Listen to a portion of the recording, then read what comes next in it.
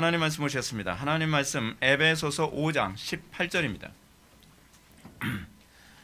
하나님 말씀은 에베소서 5장 18절 말씀, 신약성경 제 성경으로는 315페이지입니다. 신약성경 315페이지 에베소서 5장 18절 말씀 찾으셨으면 제가 봉독하겠습니다. 술 취하지 말라. 이는 방탕한 것이니 오직 성령으로 충만함을 받으라. 아멘. 이 시간은 성령론 11번째 강의가 되겠습니다. 성령으로 충만함을 받으라 라는 제목으로 하나님 말씀 증거하도록 하겠습니다. 성령으로 충만함을 받으라. 우리가 성령론을 접근하는 데 있어서 항상 조심해야만 합니다. 우리가 이 성령론을 접근하는데 항상 오류에 빠지는 것이 뭐냐면 성령님이 인격이라는 것에 대한 인식이 결여되거나, 그래서 성령님의 인격성이 결여되면 항상 어떤 식의 접근을 하냐면 성령님의 어떤 특정한 단편적인 하나의 기능만을 가지고서 성령론을 얘기하려는 성향이 있습니다. 성령님께서 능력을 행하시고 기적을 행하시고 은사를 행하신다는 부분 자체가 위험한 것이 아니라, 그것을 행하시는 분이 인격이시며 그것을 행하시는 분이 어떤 하나의 통일성과 일관성을 가지고 어떤 목적성을 가지고서 그것을 이끌어 가신다는 인식이 없다는 것이 문제입니다. 그래서 사람들은 항상 은사가 나타나느냐, 능력이 나타났느냐, 어떤 기적이 나타났느냐, 주로 이것에 초점을 맞춥니다. 그건 별로 중요하지 않습니다. 중요한 것은 그것이 왜 나타나느냐, 그리고 인격이신 그리스도의 성품이 하나님의 인격이신 성령님의 성품과 속성이 드러났느냐가 중요한 것입니다. 우리가 그 부분을, 이 본질적인 부분을 망각하고 성령 하나님의 어떤 한 단면만을 가지고서 이것을 추구하는 것이 전형적인 우상숭배의 특징입니다. 우상숭배가 무엇입니까? 하나님의 속성 가운데서 인간이 좋아하는 단편적인 속성만을 숭배하는 행위를 우리는 우상숭배라고 합니다. 하나님은 우리에게 생명을 주십니다. 근데 하나님께서 생명을 주시고 다산을 주시는데, 다산을 주신다는 그 하나의 속성만을 숭배하게 될 때 그것이 바알 숭배나 아세라 숭배로 가게 되는 것이죠. 하나님은 이 모든 속성이 종합을 해서 하나님이시지 하나의 단면만을 선취해서 이 부분만을 추구하게 됐을 때 그것이 우상 숭배가 되는 것입니다.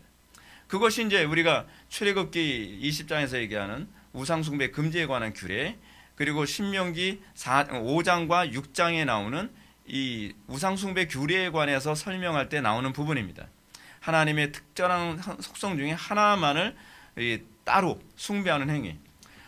오늘날 이 성령론을 추구하게 될 때에 성령론의 잘못된 부분이 뭐냐면 그런 것입니다. 성령님의 하나의 단편적인 부분, 내가 좋아하는 어떤 영역만을 선별적으로 자기가 숭배하는, 그래서 성령을 추구함이 일종의 우상 숭배적 현상으로 나타나게 되는 것. 우리는 이 부분을 조심해야만 합니다. 우리가 이런 오류에 빠지지 않기 위해서 우리가 접근해야 되는 중요한 접근 방식은, 우리가 항상 삼위일체 하나님의 경륜적 속성에서 이 부분을 접근해 들어가야만 합니다. 그러니까 성령 하나님 한 분에게만 관심을 갖는 것이 아니라 이 세 분 하나님의 속성 안에서 성령 하나님의 이 역할에 관심을 가져야 된다는 것이죠. 성령 하나님의 사역은 독립적이지만 그 독립적이신 성령 하나님은 다른 성부와 성자의 이 관계 안에서 또한 제한적이고 그리고 일체적이라는 것을 우리는 기억해야만 합니다. 왜냐하면 그것은 질서이기 때문에 그렇습니다. 그것이 성령 하나님의 존재하시는 방식입니다. 이런 관점에서 본다면 우리는 성령님에 의해 주어지는 은사와 이적의 문제도 쉽게 해결되어집니다. 오늘날 은사가 있느냐 없느냐, 이적이 있느냐 없느냐, 오늘날에도 사람들이 환상을 보냐 안 보냐, 이게 사실은 중요한 문제가 아닙니다. 왜냐하면 성령님의 주권상 그분은 독립적으로 그렇게 행하실 수도 있습니다. 근데 이 행함이 어떤 특별한 은사나 어떤 예를 들어서 오늘날 병 고치는 일이 있느냐 없느냐, 이런 문제들이 성부와 성자 하나님의 작정의 범주 안에서 이탈하지만 않는다고 한다면 우리는 성령님께서 얼마든지 당신의 독립적인 개별적인 그 의지에 의해서 이 일이 일어날 수 있다고 봐야만 합니다.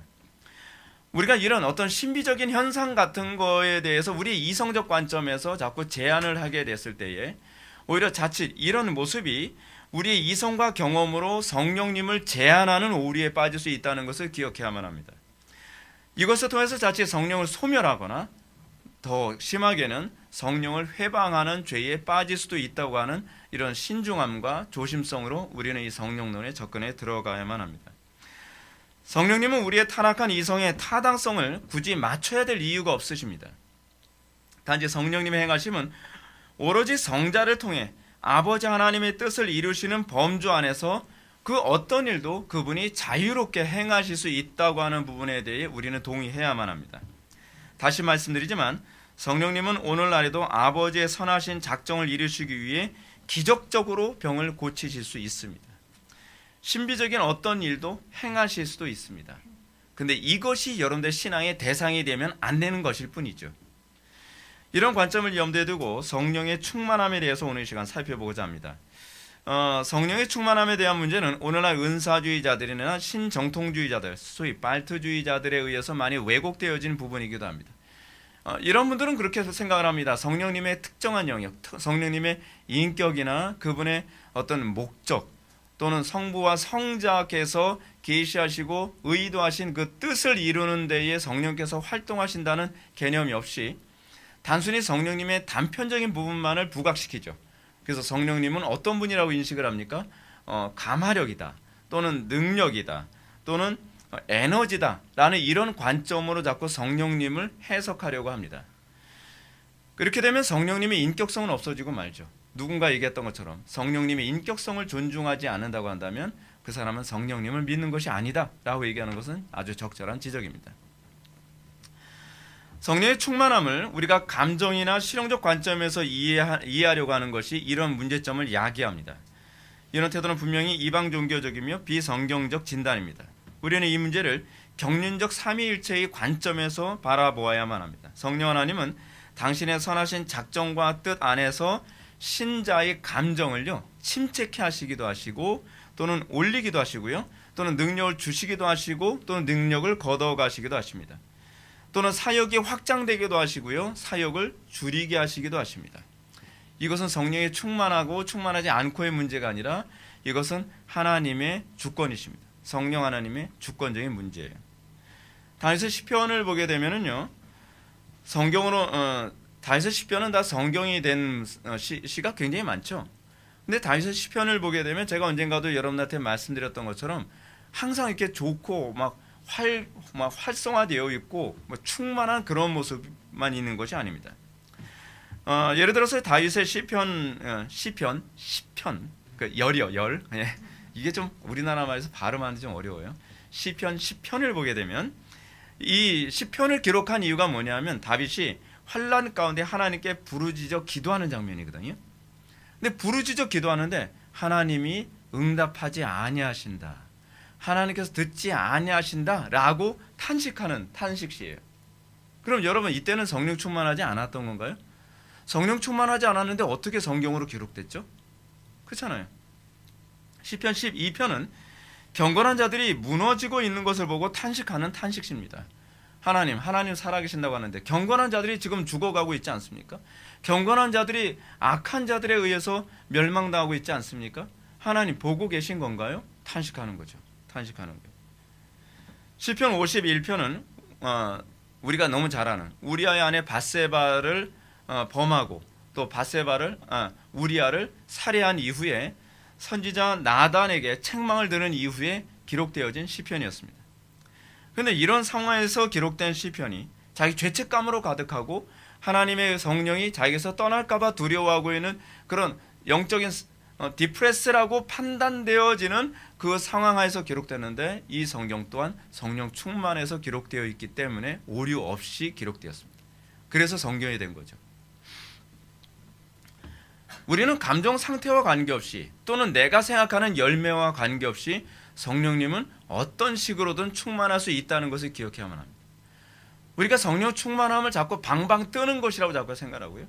성령 충만함을 자꾸 실용적 관점에서 자꾸 이해를 하니까 나 영적으로 지금 침체인 것 같아 라고 생각하게 되고 사탄이 또 그런 우리의 심리를 사용해서 우리라고는 더 영적으로 침체에 빠지도록 유도를 하는 일도 생기기도 합니다. 그렇다면 성령 충만함이란 우리가 생각하는 것과 다른 개념이라는 것을 알 수 있겠죠. 여러분들이 생각하는 성령 충만에 관한 개념은 성경이 얘기하는 성령 충만에 관한 개념이 아닙니다.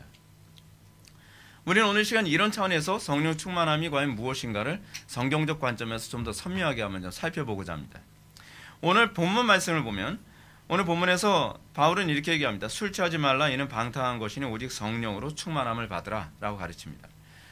제가 미리 말씀드리는데 이 본문은 오늘 그 설교는요, 이 본문 하나만 가지고 얘기하는 것이 아니라 이 본문이 기록된 에베소서 5장 1절부터 시작해서 에베소 6장까지 다 연결을 해가지고 굉장히 복잡하게 이 구조를 조금씩 이제 우리 분석해 가면서 설교가 진행될 겁니다. 제가 설교 최대한 쉽고 최대한 단조롭고 누구나 알아들을 수 있게 하고 싶은 마음이 항상 가득한데 본문을 좀 더 선명하게 설명하려면 신학적이지 않으면 본문을 선명하게 설명할 수가 없어요. 그래서 인내를 가지고 정신을 집중해서 들어보십시오. 유익할 겁니다. 진짜 쉽게 하려고 애를 썼어요. 자, 여기서 바울은 성령의 충만함을 설명하기 위해서 아주 독특한 대조법을 사용하고 있습니다. 뭐라고요? 술 취하지 말라라고 얘기합니다. 그리고 술 취하지 말라라고 얘기하고 난 다음에 바울은 뭐라 하냐면 성령으로 충만함을 받으라라고 이렇게 얘기하고 있습니다. 바울은 신자가 술 취하지 말라라고 하는 이 말을 할 때에 아주 중요한 한 가지 개념을 염두에 두고 있습니다. 술 취하면 뭐의 지배를 받죠? 술의 지배를 받죠.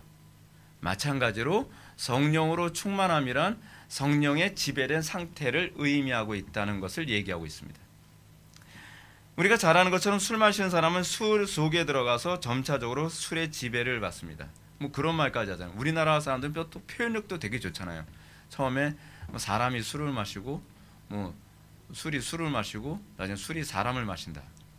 특히 우리나라 사람들은 이 술을 너무 좋아하는 사람들이 많아가지고 이런 식으로 완전히 술에 완전히 장악되어지죠.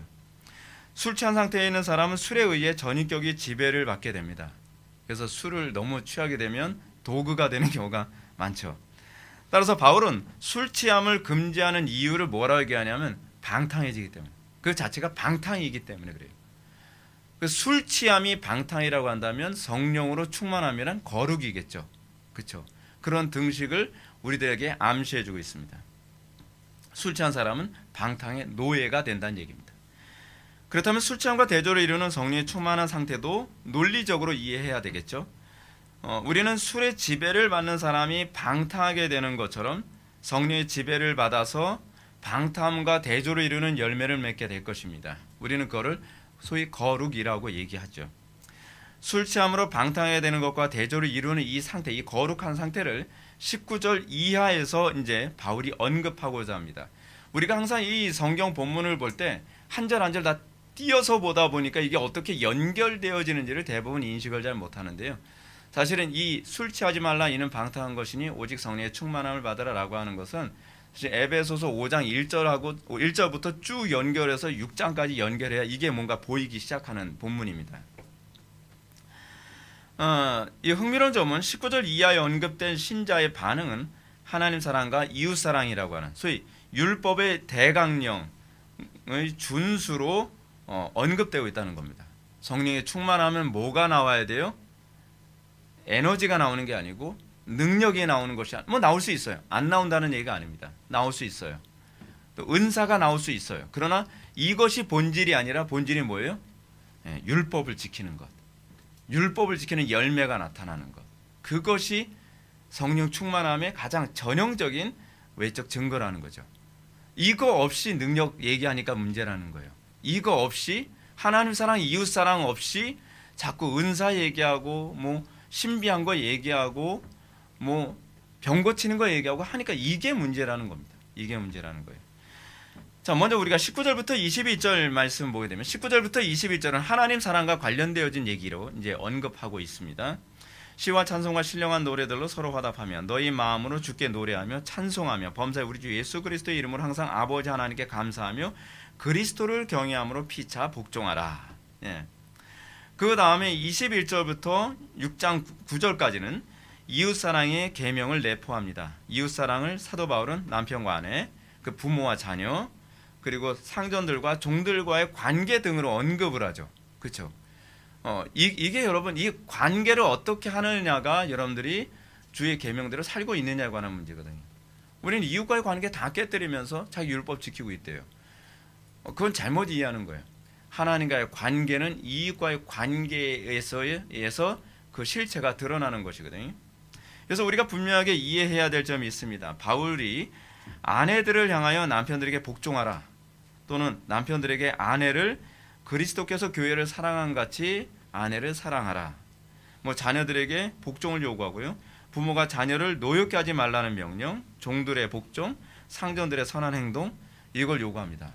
여러분들 대부분 제가 에베소서에서 이 부분 딱 이제 설교를 하면 다들 표정이 굉장히 힘들어져요. 예. 왜냐하면 여기서 안 걸리는 사람이 하나도 없거든요. 안 걸린 사람이 없는데 문제는 뭐냐면 표정이 힘들어지면서 얼굴 속에 뭐가 항상 들어가냐. 그래, 잘해야지, 결심했어.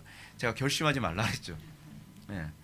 여기서 바울이 얘기하는 것은 뭐냐면 성령 충만해야만 이 열매가 나온다는 얘기예요. 그래서 그 앞에 뭐가 나오죠? 성령의 충만함을 받으라 라는 얘기가 나오는 겁니다. 성령의 충만함을 받지 않고서는 우리는 이 명령을 준수할 수가 없습니다. 여러분들이 천사가 아닌 이상, 여러분들이 전적으로 타락하지 않은 이상, 타락하지 않고 여러분들이 원죄가 없다면 모를까, 우리는 원죄가 있고 타락한 존재이기 때문에 우리는 성령의 충만함을 받지 않는 한 이 명령은 불가능합니다. 지킬 수가 없습니다. 상당수 그리스도인들이 이 부분을 간과합니다. 그리고 상당수 그리스도인들은 성령으로 충만할 생각을 하지 않고 의지와 결단으로 이 명령을 지키려고 고민하기 시작을 합니다. 배우자와의 관계, 저 왼수를 사랑해야 된다는데, 저 왼수에게 복종해야 된다는데, 그러면서 서로 막 갈등하는 거죠. 그 얘기가 아니에요. 여러분들이 결단해야 될 문제가 아니라 그리스도를 의지해야 되는 문제예요. 여러분들이 남편에게 복종이 안 됩니까? 또는 아내를 사랑이 안 됩니까? 그것 통해서 하나님께서는 여러분들 실체를 진단하기를 원하시는 것이지 여러분들이 스스로 극복하라고 이렇게 명령하시는 것이 아닙니다. 나는 타락한 존재이고 나는 하나님의 은혜 없이는 살 수 없는 존재이구나. 그거를 하나님께서 그냥 노골적으로 드러내시는 것이죠. 그래서 하나님만 의지하며 살 수밖에 없는, 또는 우리가 성령으로 충만함을 받지 않고서는 살 수 없는 존재라는 것을 비로소 자각하게 만들기 위한 것. 그래서 이것은 인식론에 관한 문제입니다. 그것을 인식하게 만드는 것. 그래서 나는 성령의 충만함을 받지 않고서는 살 수 없는 존재구나. 난 성령으로 충만하지 않고서는 내 아내를 사랑할 수 없고, 내 남편에게 복종할 수 없고, 내 자녀를 노엽게 할 수 없고, 또 부모는 자녀에게 순종이 안 되고, 종들과 상전과의 관계 안에서도 이것이 내 힘으로 되는 것이 아니라 은혜로만, 성령의 역사로만 가능하구나라고 하는 것을 인정하도록 만들기 위해서, 그래서 사도 바울이 이 부분을 기록한 것입니다. 우리가 이 부분을 인정하지 않으면 우리는 또 실패할 것입니다.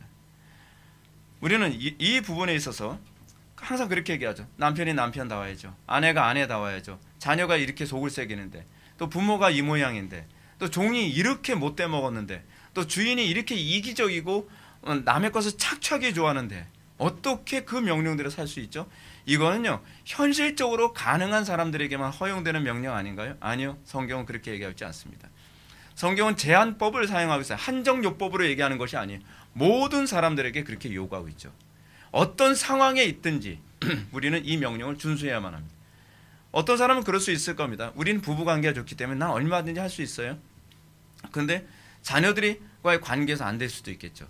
또 자녀들이 또 잘 될 수 있는데, 또 직장에서의 상사나 또는 내가 부리는 종들과의 관계 안에서 어느 한쪽이든지 충돌이 일어나고 어느 한쪽에서든지 현실 불가능하다 느껴지는 것들로 항상 여러분들의 발목을 잡게 될 것입니다.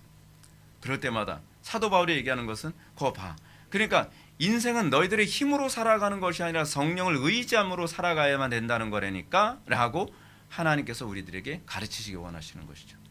근데 우리는 고집스럽게도 우리는 성령의 충만함을 추구하려 하지 않습니다. 여전히 내 힘으로 내가 이 문제를 해결할 수 있는 방법을 찾으려고 합니다. 그럼 자꾸 책을 자꾸 뒤적거리죠. 심리적인 방법을 자꾸 찾으려고 하죠. 아니요, 그렇게 하지 마십시오.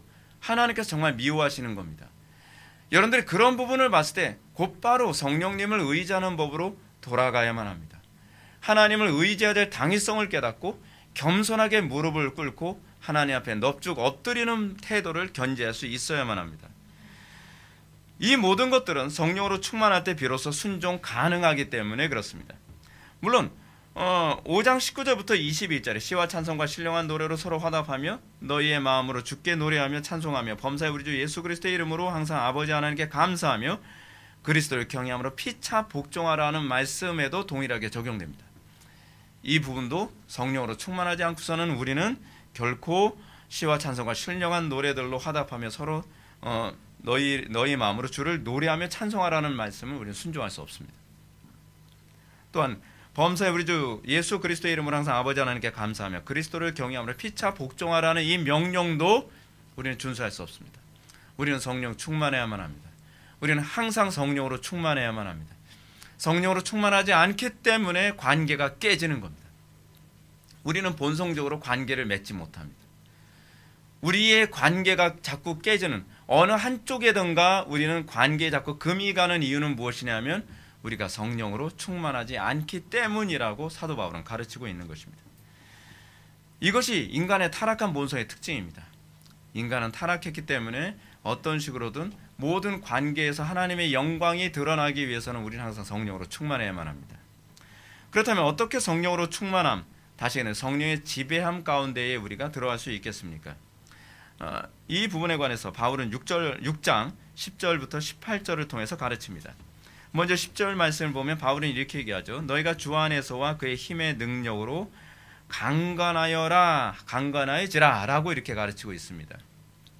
바울은 여기서 우리가 성령 충만함을 받는 아주 중요한 관점을 제시하고 있으며 우리가 주의 명령을 지키려면 어떻게 해요? 먼저 주 안에 거해야 된다라고 하는 것을 우리들에게 가르치고 있습니다. 우리가 성령으로 충만하다는 것이 무엇입니까? 어떤 에너지를 받는 것입니까? 어떤 힘을 얻는 것입니까?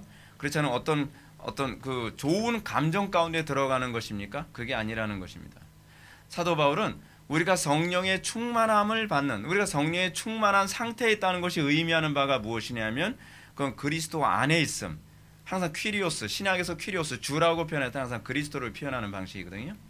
그리스도 안에 있음, 다시 그리스도와 연합할 때라야만 성령의 충만함이 가능하다라고 이렇게 얘기하고 있습니다. 그리스도의 연합을 여기서 다시 언급합니다.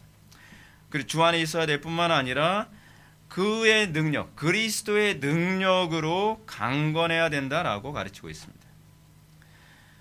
자, 이 가르침은 신자가 더 이상 자기의 힘과 능력으로 강건하려 들지 말아야 될 것을 우리들에게 명령하고 있는 것입니다. 우리가 그리스도 안에 있다고 생각하는 사람들이 상당히 많이 있습니다. 우리가 그리스도 안에 있습니까? 그리스도 안에 있다는 것이 무엇을 의미할죠? 우리가 그리스도 안에 있다고 얘기한다면 우리는 더 이상 내 힘과 내 능력과 내 경험으로 강건해지려 하지 말아야만 합니다. 우리는 이제 그리스도 안에서 그리스도의 힘과 능력으로 강건해지는 법을 배워야만 합니다. 우리는 너무나 익숙합니다. 우리는 내 힘과 지혜와 능력으로 강건해지는데 너무 익숙합니다. 그래서 우리는 어떤 문제가 발생하면 하나님의 지혜를 묵상하기보다는 내 지혜로 이 문제를 해결하려 하고요. 하나님의 능력으로 어떤 문제를 해결하려고 하기보다는 내 능력으로 먼저 일을 처리하려 하는 경향이 많이 있습니다. 우리는 본능적으로 반사적으로 이것이 튀어나옵니다. 근데 이것이 우리의 타락한 본성, 육체의 특징입니다. 자기 육체로부터 비롯된 힘과 능력을 신뢰하는 것, 이것이 우리가 타고난 타락한 본성의 특징입니다. 그렇기 때문에 사도 바울은 우리가 자기를 신뢰하지 않는 자가 영적 할례당이라는 부분을 우리들에게 가르칩니다. 그래서 바울은 빌립보서 3장 3절에서 이렇게 얘기합니다. 하나님의 성령으로 봉사하며 그리스도의 예수로 자랑하고 육체를 신뢰하지 아니하는 우리가 곧 할례당이라 라고 얘기하고 있습니다. 성령으로 충만할 수 있는 중요한 방법은 무엇입니까? 첫째로 우리는 그리스도 안에 거해야 되며 우리는 그의 능력으로 살아가는, 그의 힘의 능력으로 강건해지는 법을 터득해야만 합니다. 우리가 이것을 모른다고 한다면 우리에게서 나타나는 어떤 다양한 은사나 어떤 모습도 그것은 하나님께로부터, 그리스도께로부터 온 것이 아닐 수 있다는 것을 기억하셔야만 합니다. 왜냐하면 사탄도 얼마든지 그런 식으로 역사할 수 있기 때문에 그래요. 우리는 마치 사탄은 그렇게 안 해준다고 생각하는 경향이 있습니다. 아닙니다. 사탄도 얼마든지 많은 은사라고 하는 방법을 통해서, 기적과 이적을 통해서 우리를 미혹할 수 있습니다. 조심해야만 합니다. 그래서 저는 성령 충만함이란 곧 그리스도로 충만함이라고 하는 이 등식으로 여러분들을 설명해 드리고 싶습니다. 왜 성령 충만함이 그리스도로 충만함이라는 등식으로 설명이 가능하겠습니까? 그 이유는 성령님의 실체가 바로 예수를 증거하시는 영이시기 때문에 그렇습니다. 예수님은 이렇게 말씀하시죠. 진리의 성령이 오시면 그가 너희를 모든 진리 가운데로 인도하리니 그가 스스로 말하지 않고 오직 들은 것을 말하며 장래일을 너희에게 알리시리라. 그가 내 영광을 나타내리니 내 것을 가지고 너희에게 알리시겠음이라 라고 얘기합니다. 그래서 대부분의 신약자들은 성령님을 뭐라고 얘기하냐면 그리스도의 제2의 자라는 그런 표현을 사용하기도 합니다. 그리고 이 성령님에 관해서 성령님은 사도행전 16장 7절에서는 예수의 영이라는 표현으로도 사용되기도 합니다. 성령님께서 신자를 통해서 충만하게 행하실수록 신자에게서 나타나는 것은 내가 아니라 그리스도십니다. 우리는 우리 주변에 성령 충만하다고 하는 사람들이 자기를 드러내길 너무 좋아하는 사람들이 많이 있는 것을 보게 됩니다. 설교를 듣고 나면 그리스도가 떠오르는 것이 아니라 그 목사님 대단한데, 이거 문제가 있는 것이죠. 그래서 상당수의 은사주의자들이 은사를 행하면서 자기 자신의 카리스마를 가지고 다른 사람들을 제압하고 다른 사람 위에 군림하려고 하는 성향이 상당히 많이 있죠. 그것은 성령으로 충만한 것하고는 아무 상관이 없습니다. 성령으로 충만한 사람들의 전형적인 특징은 그에게서 그리스도가 더 많이 증거되어지고 그리스도가 더 드러나는 것입니다. 성령 충만함의 핵심은 감정이나 능력이나 은사가 아닙니다. 엄청난 사역의 성과를 내는 것도 아닙니다. 우리는 어떤 사역자가 사역을 굉장히 잘해서 많은 군중들을 웅집시키고 그리고 한번 사람들 집회를 할 때마다 수만 명이 모이면 그 사람은 성령으로 충만한 것 같아요 라고 생각을 하는 경향이 많이 있습니다. 왜냐하면 이 성령 충만함에 대한 개념이 분명하지 않기 때문에 그렇습니다. 물론 성령이 충만했을 경우에 그런 일이 일어날 수도 있지만 또한 그런 일이 일어나지 않을 수도 있다는 것을 기억해야만 합니다. 많은 사람들이 은사주의자들에게 속는 게 바로 이것입니다. 그들 가운데 사람들은 환호합니다. 자 봐라, 저 사람이 성령이 충만하기 때문에 수많은 사람들이 모이지 않느냐. 자 봐라, 저 사람이 성령이 충만하기 때문에 병도 고쳐지고 그리고 수많은 기사와 이적이 나타나는 것이 아닌가 그렇게 얘기합니다. 문제는 그분들에게 그리스도의 향기가 풍기고 있지 않다는 것이 문제입니다. 제가 문제시할 때는 그들이 어떤 엄청난 일을 하고 있는 것을 부정하자고 얘기하는 것은 아닙니다. 그럴 수 있습니다. 성령님도 그렇게 행하실 수 있고요. 미혹의 영도 그렇게 행할 수 있습니다. 그러나 중요한 것이 뭐냐면 그 안에서 그리스도가 중심이 되시고 그 안에서 그리스도가 드러나고 있느냐 하는 문제입니다. 이런 사람들에게서 우리는 도덕성의 결함을 발견하기도 하고요. 또 심각한 신학적 오류를 발견하기도 합니다. 그리고 그 자기 자신의 신학적 오류에 대해서 지적을 했을 때 인정하지 않습니다. 이런 문제들은 그분들을 추종하는 사람들을 굉장히 혼란스럽게 만듭니다.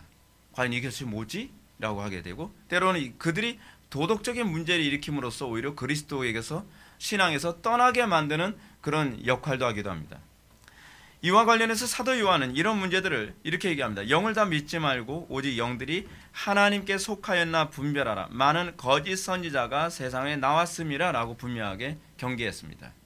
수많은 거짓 선지자들이 세상에 나왔습니다. 그리고 우리가 항상 관심을 가져야 될 것이 뭐냐면 그들이 얼마나 엄청난 기사와 이적을 행하고 있느냐가 아닙니다. 요한계시록에서 얘기하는 것처럼 사단이 택한 백성들을 미혹하기 위해서 하늘에서 불을 내리라 하면 불도 내리고 우상에게 말하라 하면 말도 하게 할 것입니다. 우리는 그들이 얼마나 엄청난 일을 하고 얼마나 엄청난 사역을 하며 기사와 이적을 행하냐라고 하는 외형을 볼 것이 아니라 중요한 것은 그 영이 하나님께 속하였는지 이 말은 그 영을 통해서 그리스도가 드러나고 있는지를 관심을 가져야 된다는 사실입니다.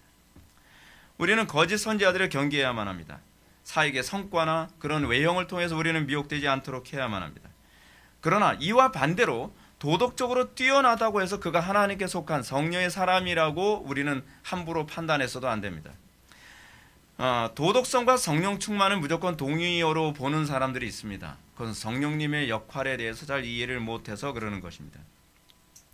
사탄은 C.S. 루이스를 제가 좋아하진 않지만 C.S. 루이스가 스크루테이 편지에서 썼던가요? 어떤 책에서 이제 그런 말을 했어요. 사탄은요, 사람들을 미혹할 수만 있다면 자기가 원하는 특정한 사람을 도덕적으로 만들어줄 수도 있다라고 얘기합니다. 왜냐하면 그 사람의 도덕성이 많은 사람들을 미혹하고 신뢰를 구축하는 데 중요한 동기부여를 할 수 있기 때문에 그런 것이죠. 그렇기 때문에 우리는 그 사람의 도덕성을 보는 것이 아니라 그 사람에게서 그리스도를 드러내는가, 그가 그리스도께 속하였는가를 볼 수 있어야만 합니다.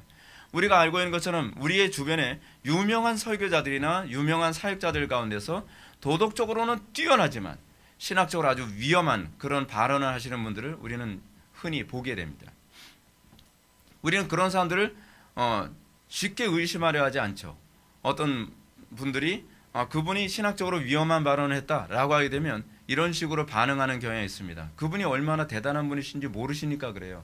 그분이 얼마나 도덕적이신데요. 그분이 얼마나 인격적으로 훌륭하신 분이신데요. 우리는 그걸 부정하는 것이 아닙니다. 문제는 그 사람이 그리스도께 속하여 있지 않다고 보는 것입니다. 도덕적이라고 해서 그가 그리스도께 속하였다라고 보는 것은 논리적 비약이 아주 심한 것이죠. 펠라기우스도 도덕적으로 훌륭한 사람이었지만 그의 도덕적 훌륭함이 그리스도와 아무 관계가 없었습니다. 왜요? 그 도덕성은 나를 드러내기 위한 도덕성이었기 때문에 그런 거죠. 예수님 당시에서도 도덕적으로 뛰어나지만 예수님을 십자가에 못 박았던 사람이 있었습니다. 바리새인들입니다. 그들은 도덕적으로 별로 흠이 없었던 사람입니다. 그러나 그들이 문제는 그 속에 그리스도가 없었다는 것이 문제입니다. 우리가 관심을 가져야 될 것은 도덕성도 아니고요. 그들이 얼마나 기사와 이적과 은사를 행하느냐도 아니고 그들 속에 그리스도가 있느냐 없느냐가 중요하다는 사실입니다. 이것이 본질입니다. 우리가 여기서 민감하게 분별해야 될 부분은 도덕성이 하나님의 영광을 드러내는 방식으로 나타나는 것인가 아니면 바리새인들처럼 자신의 영광을 나타내기 위해 도덕적인가에 관한 문제입니다. 도덕성의 출처가 그의 힘의 능력으로 강건함이 동반한 결과가 아니라고 한다면 그것은 하나님 앞에서 죄일 뿐입니다. 우리의 모든 도덕성은 그의 힘의 능력으로 강건해진 결과이어야만 합니다. 우리는 항상 그렇게 진단해야만 합니다. 때문에 바울은 성령 충만과 관련해서 율법의 이중계명, 하나님 사랑, 이웃 사랑을 언급한 후에 18절에서 이것을 언급하죠. 모든 기도와 간구를 하되 오직 성령 안에서 기도하고 이를 위하여 깨어 구하기를 항상 힘쓰며 여러 성도를 위하여 구하라는 가르침을 잊지 않고 있습니다. 바울의 가르침을 보게 되면 바울은요, 기도라고 하는 부분을 거의 빼놓지 않습니다. 그런데 우리는 이렇게 교리적인 얘기 많이 하면서 왜 기도하라는 얘기, 그리스도를 붙들라라고 하는 말을 하는데 그대로 인색한지 모르겠습니다. 교리를 가르치는 궁극적 목적이 뭐냐면 그리스도를 붙들게 하는 데 있습니다. 모든 성경의 가르침의 핵심이 무엇이냐면 우리의 결단이 아니라 그리스도 안에 있음, 성령을 의지하여 우리가 그의 힘의 능력으로 강건해지는 데 있습니다. 근데 문제는 상당수의 설교자들이 설교를 하고서 이 부분을 그리스도를 의지하는 것, 또 성령님을 의지하는 쪽으로 성도들을 인도하지 않습니다. 그리고 교리를 가르친 것으로 그들을 단죄하고 또는 그것에 대한 죄책감에 빠지게 만드는 것으로 끝나게 된다는 것은 안타까움이 아닐 수가 없습니다. 하나님께서 신자들을 통해서 기대하시는 것은 바로 이것입니다. 하나님은 우리가 얼마나 도덕적인 존재가 됐는가, 아니면 얼마나 사역에 큰 성과를 냈느냐에 관심을 갖고 있는 것이 아니라는 사실입니다. 이건 부수적인 것입니다. 하나님께서 우리를 부르시고 성령으로 충만하게 하시는 목적은 오로지 하나님을 전적으로 의지하며 당신의 영광을 드러내는 존재가 됐느냐에 관심을 갖고 있습니다. 이것이 우리 개혁파 신학의 중요한 핵심이죠. 솔리디오 글로리아. 오직 하나님께만 영광. 하나님의 영광을 드러내기에 우리가 구원받은 것이에요. 하나님의 영광을 드러내는 가운데에 큰 성과가 나타날 수도 있고 은사가 나타날 수도 있고 놀라운 일이 일어날 수도 있습니다. 우리가 관심을 갖는 건 성과가 아니라 여기서 하나님이 드러났느냐, 그리스도가 높임을 받았느냐가 우리가 항상 관심을 가져야 될 부분입니다. 성령님은 우리를 통해서 하나님의 형상을 드러내기 위해 도덕적인 존재가 되게 하시고 지혜를 주시며 능력과 귀신 쫓는 것과 기적과 은사가 나타나게 하시기도 하십니다. 이 모든 것들의 초점은 하나님의 영광을 드러내는 데 있습니다. 중요한 점은 현상이 아닙니다. 성과가 아닙니다.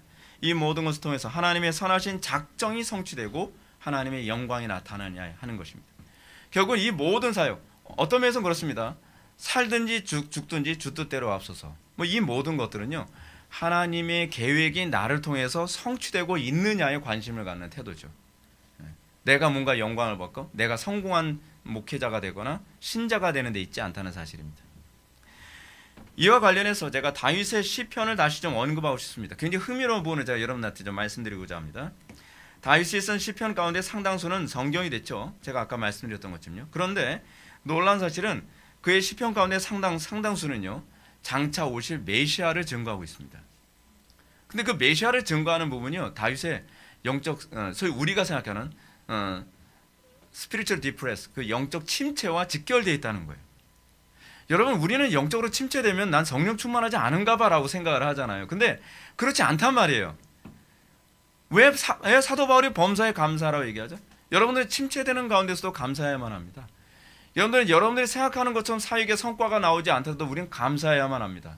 왜냐하면 그는 흥하고 나는 쇠하면 되는 것이기 때문에 그런 거예요. 우리의 삶의 목적에서 항상 그리스도만 드러난다고 한다면 우리는 어떤 것이라도 우리는 감사할 수 있어야만 합니다. 자, 근데 다윗을 봅시다. 시편 69편 8절을 보면 다윗은 자신의 처지를 이렇게 얘기합니다. 내가 나의 형제에게 객이 되고 나의 어머니의 자녀에게는 낯선 자가 되었나이다라고 호소합니다.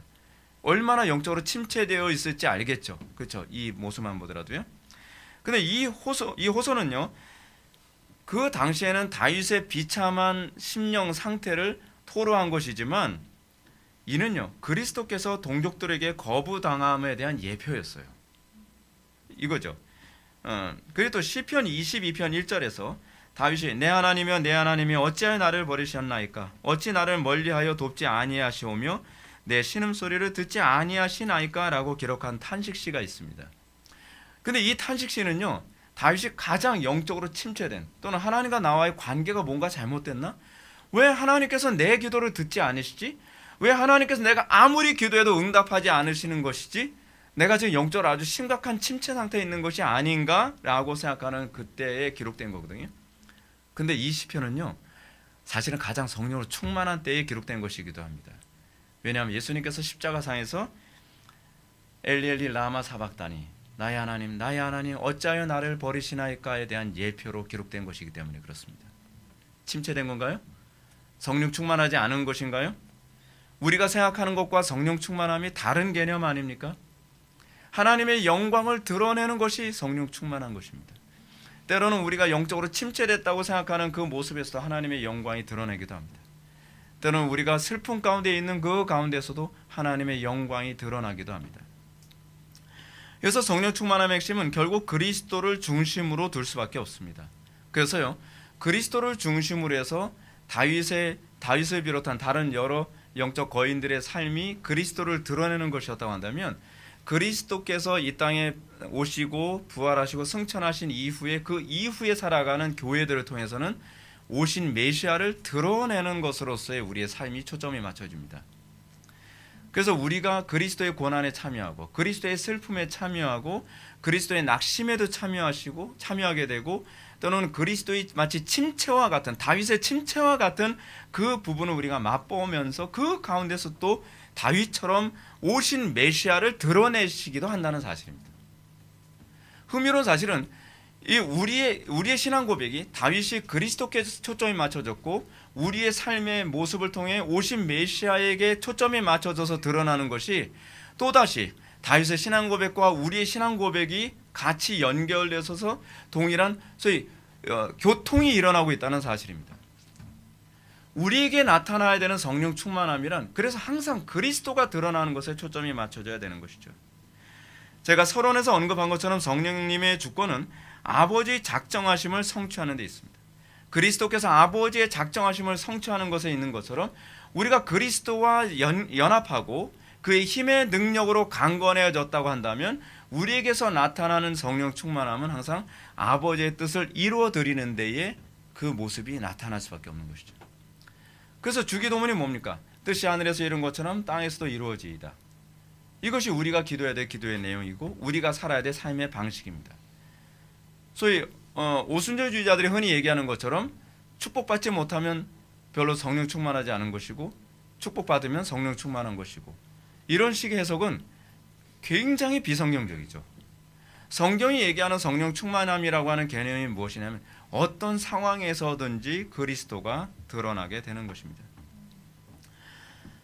문제는 성령님의 독자적 사역을 통해서 우리 이성으로 납득하지 못하는 일들이 굉장히 교회 안에서 많이 일어나고 있다는 사실입니다.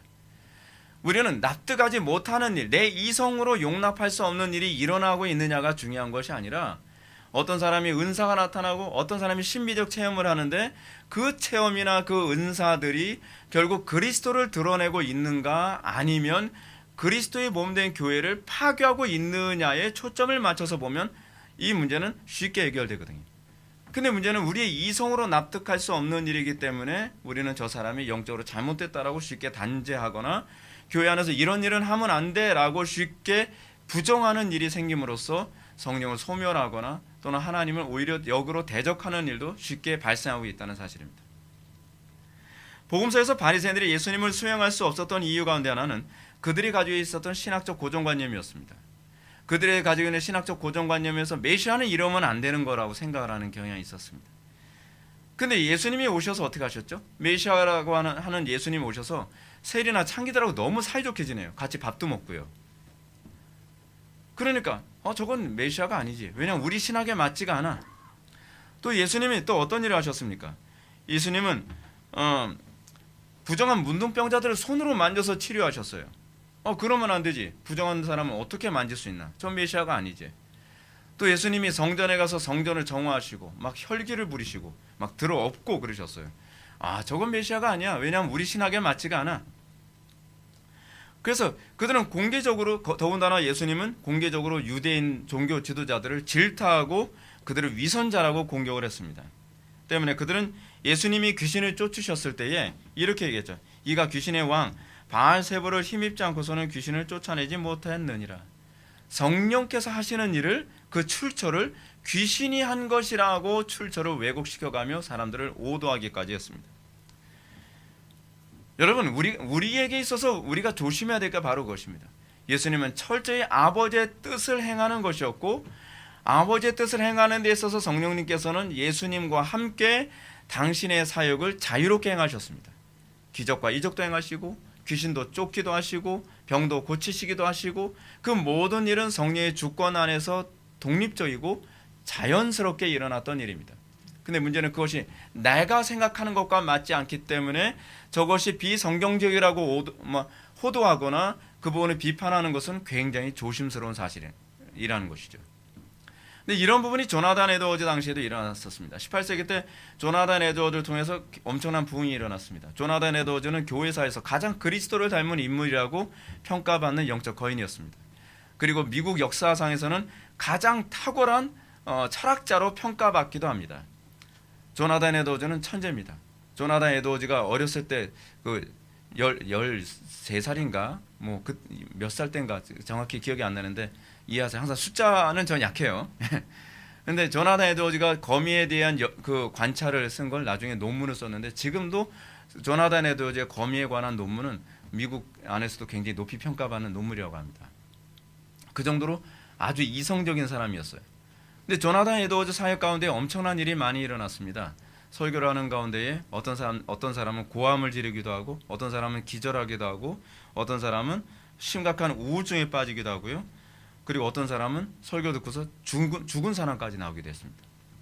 그러니까 찰스 촌지 같은 하버드 대학교 이성주의자 같은 경우에는 조나단 에드워즈의 그런 사역을 인정할 수가 없었던 거예요.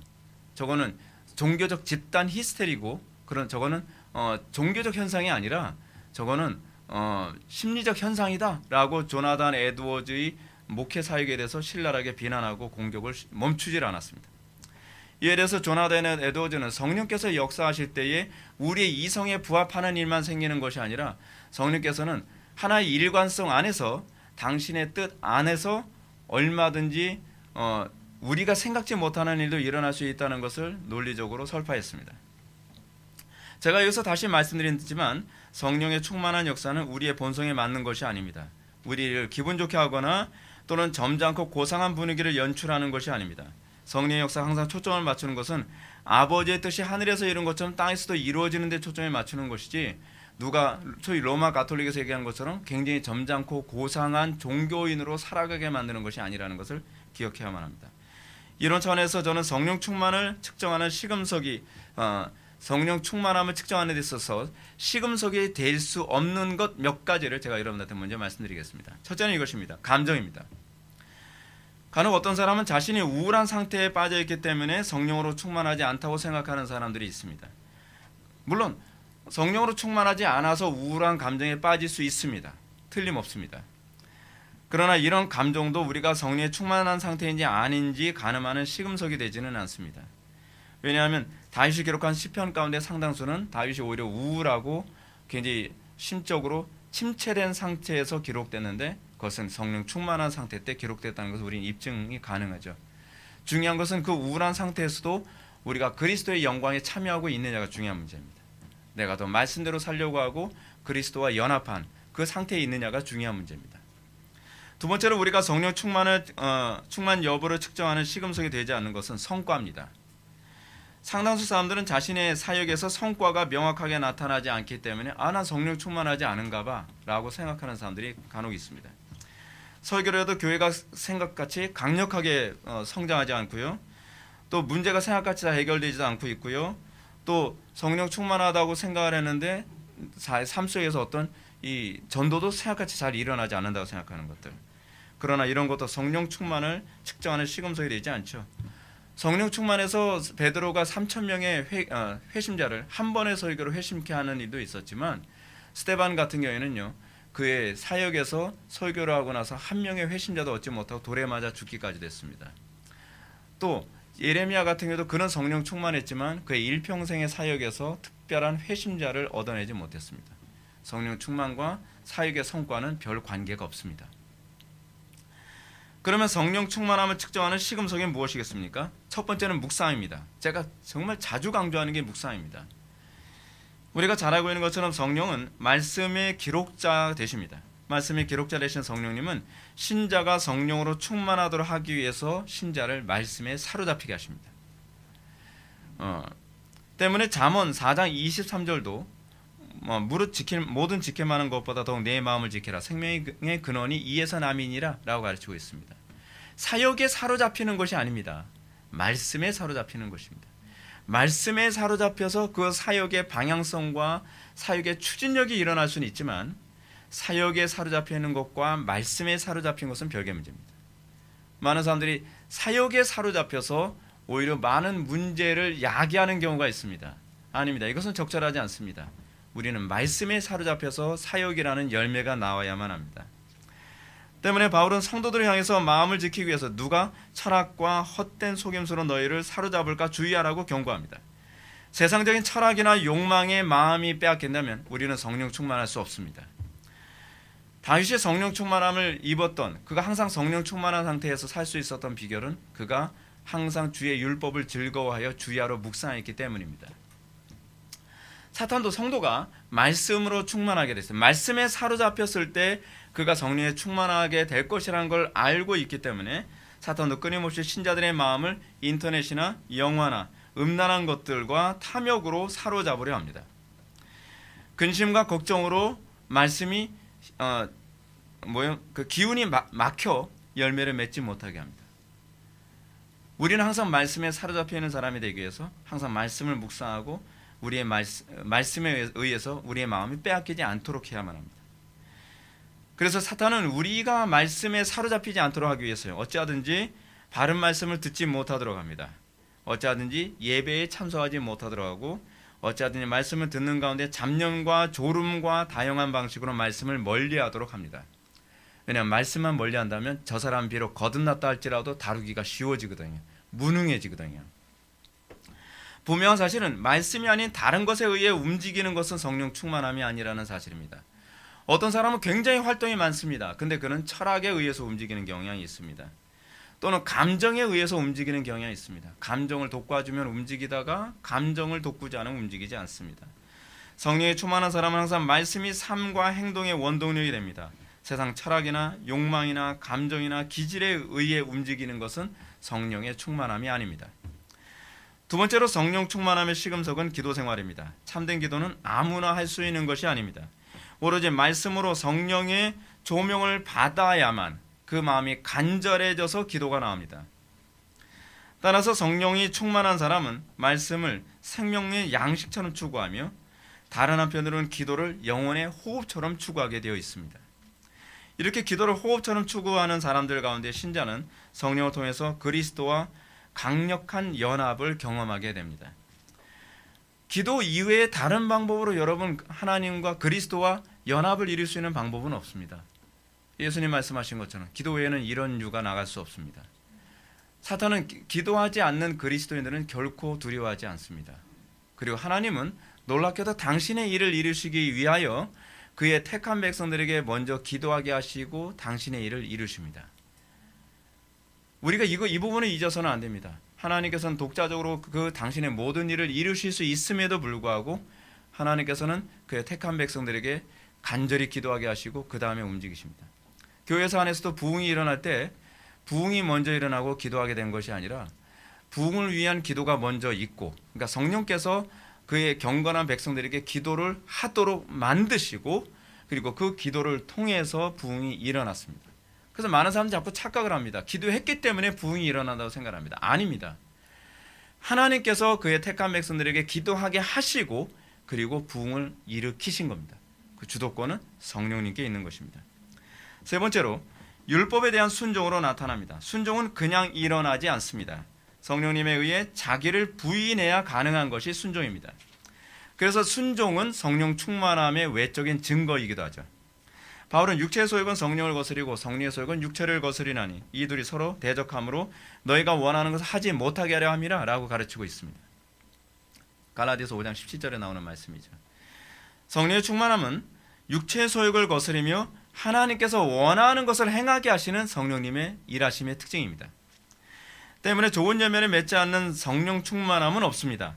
육체의 소욕에 충실하게 살아가면서 선지자 노릇하거나 병을 고치거나 귀신을 쫓거나 능력을 행하는 것을 성령 충만함이라고 얘기하지 않습니다. 육체의 소욕에 충만하게 살아가면서 선지자 노릇하고 귀신 쫓고 능력 행하는 사람들 향해서 예수님께서 뭐라고 말씀하십니까? 불법을 행하는 자들아 나에게서 떠나라 내가 너희를 도무지 알지 못함이니라 라고 말씀하시죠. 성령이 충만하면 그는 자동적으로 자기를 부인하고 육체의 소욕을 거스리며 살아가게 됩니다. 따라서 성령 충만함은 자기를 부인하고 십자가를 지고 주님의 뒤를 따라가며 뜻이 하늘에서 이룬 것처럼 땅에서도 이루어지는 그 놀라운 사역의 한 부분으로 자기 인생을 살아가게 만듭니다. 이제 결론으로 들어가 있습니다. 우리는 오늘 성령 충만이 무엇인가를 살펴보았습니다. 성령 충만은 한마디로 말해서 그리스도와 얼마나 밀접하게 연결되어져 있느냐에 관한 문제입니다. 무엇보다 창세기에서 언급된 것처럼 사람이 성령 충만해서 하나님의 영광을 드러내는 목적은요, 하나님의 뜻대로 타락한 세상을 경작하게 하기 위해 우리에게 성령의 충만함을 주신다는 것을 잊지 말아야만 합니다. 하나님의 영광, 여기엔 도덕성도 있고요, 종교적 열성도 있습니다. 이 하나님의 영광이 나타나는 것 같은데 하나님의 나라 건설에 무능하며 하나님께서 기뻐하시는 소위 그 경작이 전혀 일어나지 않는다고 한다면 그것은 성령 충만함이 아닐 가능성이 높습니다. 하나님께서 우리로 하여금 성령으로 충만하게 하시는 궁극적 목적은 무엇입니까? 그의 나라와 의를 이루는 데 있습니다. 경작해서 그리고 이 세상에 하나님의 통치를 이루는 데 있습니다. 따라서 우리가 성령에 충만하다면 우리가 얼마나 하나님의 영광을 선명하게 드러내고 있는가를 점검해 보아야만 합니다. 그리고 그 다음에는 나의 삶 속에 하나님 나라 경작이 일어나고 있는가, 그렇죠? 어떻게 하나님의 통치가 구현되고 있는가를 우리는 주목해 봐야만 합니다. 하나님의 영광이 나타나는 것 같지만 하나님 나라 경작이 아무런 도움을 주지 못하고 있다고 한다면 나에게서 성령 충만은 착각일 뿐입니다. 그냥 감정적이거나 그렇지 않으면 그 충만함이 다른 데서 온 것일 가능성이 아주 높다고 봐야만 합니다. 먼저 여러분들에게 성경이 가르치는 성령의 충만함의 역사가 나타나기를 원합니다. 여러분들이 더욱더 주님의 형상이 드러나고 그리고 여러분들 통해서 하나님의 나라가 항상 더 확장되어진 놀라운 역사가 나타나기를 주님의 이름으로 축원합니다. 기도하시겠습니다. 사랑이 많으신 하나님 아버지, 우리가 오늘 시간 성령 충만함에 대해서 살펴보았습니다. 거짓된 성령 충만함이 가득한 시대에 우리가 성령으로 참되게 충만하기를 원합니다. 우리에게서 그 충만함이 드러나게 하여 주옵소서. 예수님의 거룩하신 이름으로 기도 올려옵나이다. 아멘.